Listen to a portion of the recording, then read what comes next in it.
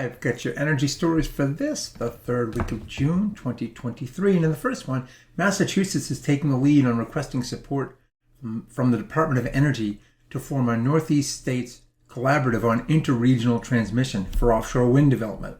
Under this model, the DOE would lead planning and coordination among the New England states as well as New York and New Jersey.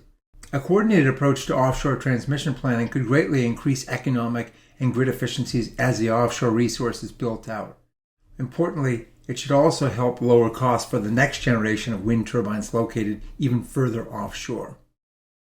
Well, San Francisco and the Bay Area have become the first U.S. metro area in which over 50% of all vehicles sold have a plug in them. Most recent sales numbers for the Bay Area show 53.1% of all vehicles sold were electric, and nearly 1 in 4 were Teslas.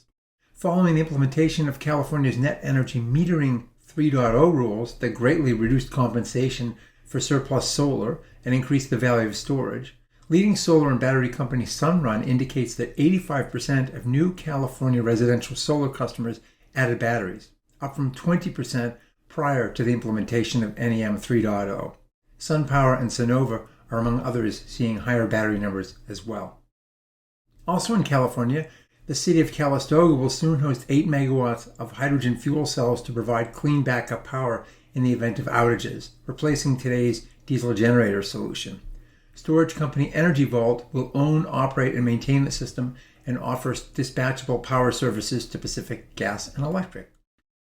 Out west as well, the Cadiz Water Conservation Recovery and Storage Project in the Mojave Desert has engaged Scale Microgrid Solutions to develop a solar-powered microgrid system to serve each of its network of 25 to 30 water production wells. Every well will have a connected 1.12 megawatt ground-mounted solar array joined with a 634 kilowatt 2.66 megawatt hour battery and 380 kilowatt low-emission combined heat and power generator. The new solution should cut energy costs by over 30% and reduce emissions by 3/4.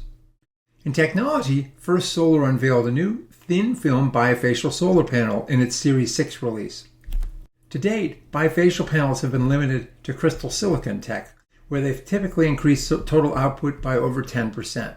Still being tested by First Solar, the thin-film panels will allow infrared light to pass through the panel instead of resulting in unwanted heat, and increase output. Specific stats have not yet been revealed.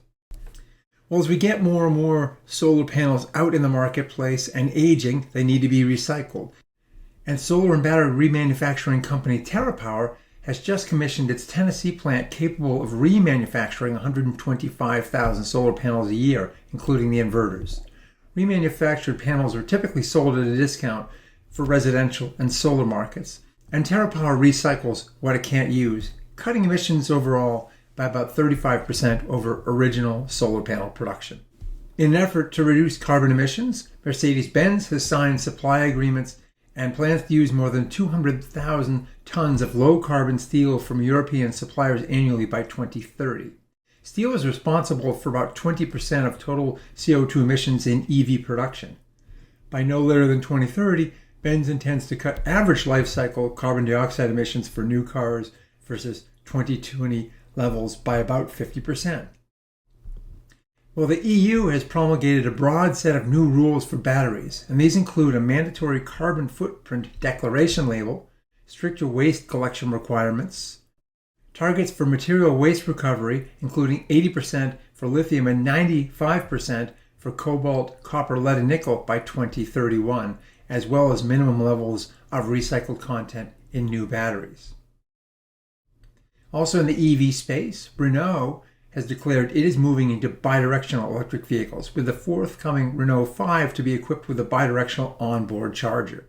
Renault is also offering its Mobilize V2G service to help drivers cut charging costs using renewable energy as well, and selling energy and services back to the grid when prices are high.